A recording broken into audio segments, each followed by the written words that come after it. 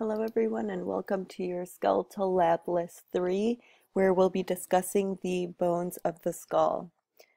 So first I want to mention that there are a total of 22 bones within the skull, and we're going to start off with our cranial bones. There are going to be 8 bones total, and throughout my lecture you're going to see these numbers in parentheses. Don't worry about those, they just correspond to a Netter text where I got these images from.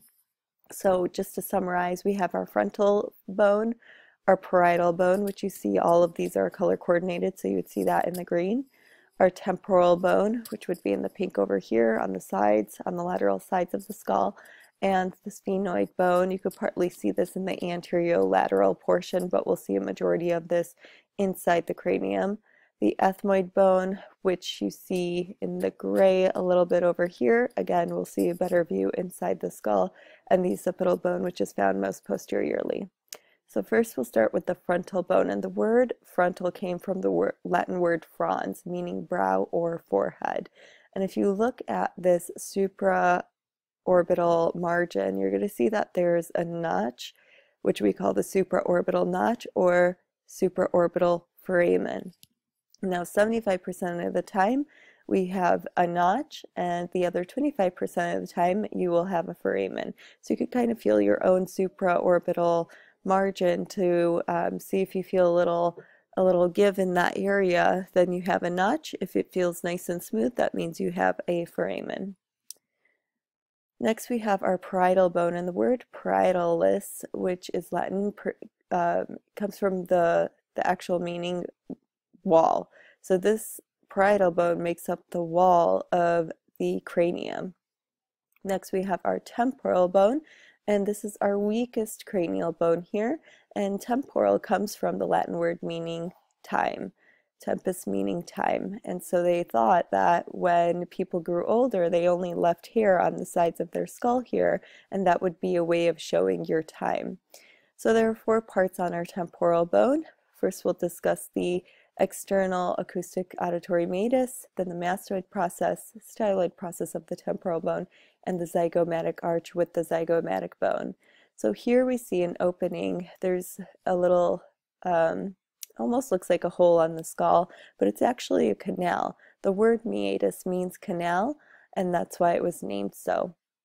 Next we have the mastoid process. Oh, before we go into that, here is a view of what that external acoustic meatus looks like. So this opening right in here is what we're seeing within the skull, so you could see how it leads into a canal, although we have some subcutaneous tissue and cartilage that is going to form the external portion of this external acoustic or auditory canal. So next we have our mastoid process, and the word mastoid means breast, and so anatomists thought this looked like a breast here. And we have a very important muscle that attaches to this mastoid process, and that is the sternocleidomastoid muscle. So it's this big, thick muscle on your neck. If you flex at your neck anteriorly, you should be able to see these muscles pop out. Or if you turn your head from left to right or rotating, this muscle will also stand on out a little bit more. We call this a sternocleidomastoid muscle because it attaches to the sternum and the clavicle, that's the cleido portion, and mastoid, of course, attaching to the mastoid process. And lastly we have, we got 2 more left. We have our styloid process of the temporal bone, and this kind of looks like a shark's tooth. This naming styloid came from the word stylus, meaning pen. So if you remember way back in the day before we had smartphones, people used to carry Palm Pilots, and it came with a stylus, and that stylus would be kind of like a pen. It's pretty analogous to, I think Apple came out with like an Apple Pencil or something. But anyway, it's like a writing utensil. And next we have the zygomatic arch with the zygomatic bone. Zygomatic really means to yoke or to pair up. So this is pairing up with the zygomatic bone, or the zygomatic bone is pairing up with the temporal bone. You could look at it both ways. But all in all, this is called your zygomatic arch, and because it's your temporal bone here, we say it's with the zygomatic bone. So it helps to create our cheekbone. which you see right in here. Next we have your sphenoid bone. The word sphenoid means wedge, and I don't want you to think of a door wedge. Instead, I want you to think this sphenoid bone is wedged between the cranial bones up here and the facial bones. So this is our wedge bone between the cranial and facial bones. Have it written right there. And it resembles a butterfly, and I'll show you what that looks like in a moment. And we also have 4 different parts to the sphenoid bone. We have a Sella Turcica, a greater wing, lesser wing, and pterygoid processes. So first we'll start off with the Sella Turcica, and that's that black portion I've outlined over there for you. This Sella Turcica, now we're looking at a superior view. So what I've done is cut off the calvaria or the skull cap so that you could see into the skull with the brain removed. And the Sella Turcica is right over here. So this region is where we are going to have the pituitary gland sit, and the shape of it is a Turkish saddle, and that's exactly what Sella Turcica means. So this is what a Sella Turcica looks like. It's a little bit higher in the back than it is the front. And here's it in view, some images for you. Here's a Sella Turcica over here, and you can see the pituitary gland right inside of it, and right in here would be where your Sella Turcica is as well. And we could see our pituitary gland sitting right inside of it. Next we have our greater wing, and this is really the portion that makes it look like a butterfly or bat's wings. And this would be our lesser wing. So if you see this in a skull, this greater wing actually sits down a little bit more inferior than the lesser wing. And the lesser wing is kind of a triangular portion of the sphenoid bone. Lastly, we have the pterygoid processes, and really we're thinking of the word pterodactyl, like that means wings. So when we look at this on an inferior view of the skull, we have 2 different wings here. We have a lateral plate, a depression in the middle, which we call the pterygoid process, and a medial plate. So that's creating our 2 wings, and this is just another view for you here. It's a sagittal cut through the skull, and you can see the medial plate here, and here's the lateral plate of those pterygoid processes. Now we venture into the ethmoid bone, and here we're looking at a superior view of the skull with the calvaria cut once again. There's my ethmoid bone. The word ethmos means sieve, so I want you to kind of think of like a pasta strainer, and that's what this bone looks like. It has a ton of holes within it, and that is to allow some olfactory nerves to move on down. So we have 2 different parts here. We have our cribriform plate, okay, which is the flat portion that has all the different holes in it. And as I mentioned, this cribriform plate has all those holes in it so that we can have our olfactory nerves move through those holes and pick up any chemicals that we are smelling from the nasal passages. The other part is named the crista galli, and now this is a sagittal cut of the skull, and it's going to be this shark tooth, once again, shark tooth looking like structure over here. And soon we're going to talk about some dural folds within anatomy too, and we have a dural fold called the falx cerebri that's going to attach to this anteriorly. So that's the main functioning of this bone structure being there. Next we have our occipital bone, and the word occipitum means the back of the head, and occipita means to begin or commence. So this is one of the first bones to begin developing as we're in the womb. And we have 4 different parts here to our occipital bone. We have the external occipital protuberance, foramen magnum, the clivus or the basilar part, and the occipital condyles. So you could see that there's a black arrow pointing to the external occipital protuberance here. It is also called the occiput. And if you feel the back of your head, that part that sticks out just a little bit more than the other is your external occipital protuberance. Next we have the foramen magnum, which broken down, foramen means whole and magnum means large, right? So this is the large hole of our skull, and this is where our our spinal cord is going to transmit. So here is our foramen magnum, and we could see that this spinal cord is moving on down. Don't worry about this part, this is abnormal. Next we have our clivus, or the basilar part, and now we have the superior view into the skull once again. And it is this portion. It kind of looks like a slide, like you would slide down into the foramen magnum. And we also call this the basilar part because when we discuss the circle of Willis, which is the blood supply to the brain in the skull, the basilar artery sits right on top of this area. So I'm giving you a view of this. Right over here, this is our basilar artery right in here, sitting on top of the clivus, and you could kind of see that you would slide on down into this area, and there's our foramen magnum. Next we have the occipital condyles, and that is the knobs found on the occipital bone here. These are really important structures because they are going to make contact with your first vertebrae, C1, which is also known as atlas. So in here, it's kind of difficult to see in this image, but we're going to learn about this portion of your vertebrae in your next lab list. But your occipital condyles are articulating with the superior articular facet and process of C1. So I think I have another image here.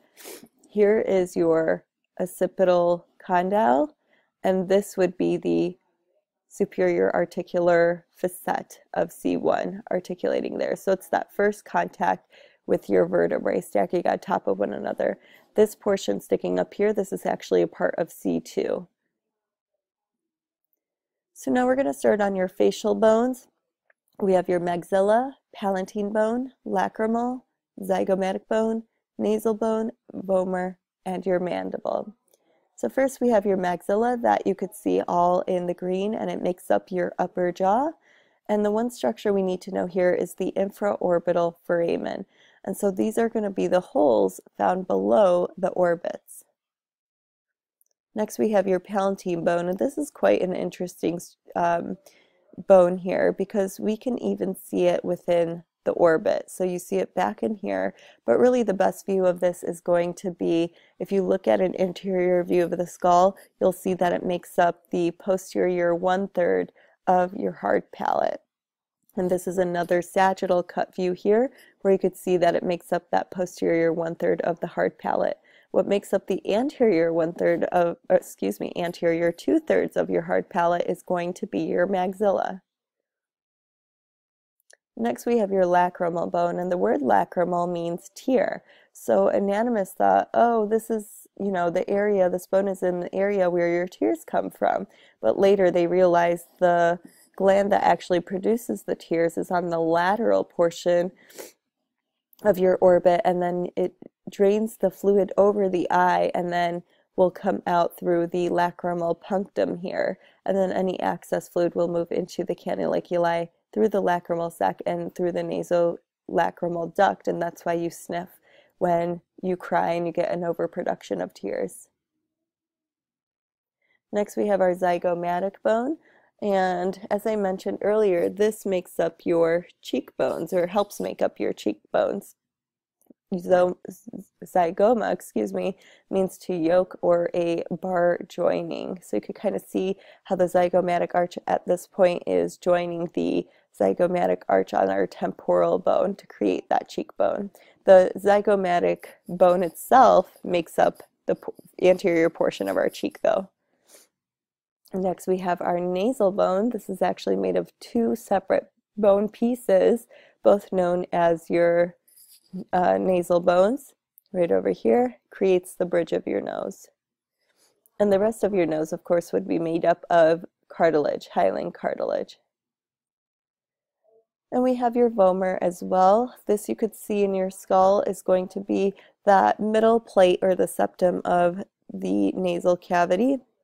And this was named after an old plow that they would call the vomer that would vomit up the earth. So this bone means to vomit.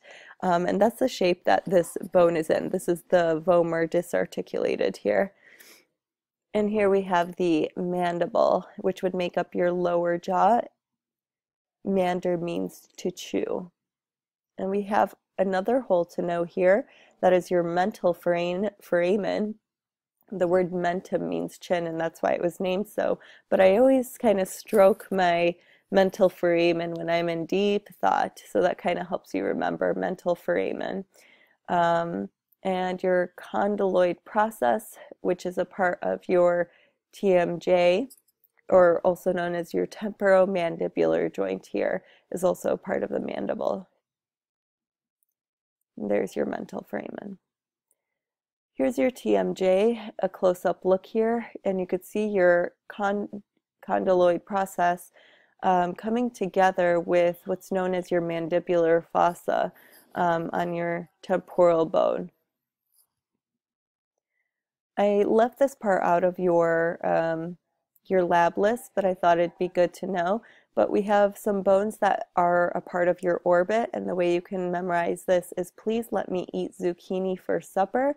So P stands for your palatine bone, L stands for your lacrimal bones, me stands for your maxilla bone, eat is for your ethmoid bone, zucchini is for your zygomatic bone, 4 is for the frontal bone, and S is for your sphenoid bone. And the last thing we're going to talk, oh, not the last thing, but second to last thing we'll talk about are the sutures of the calvaria, or your skull cap.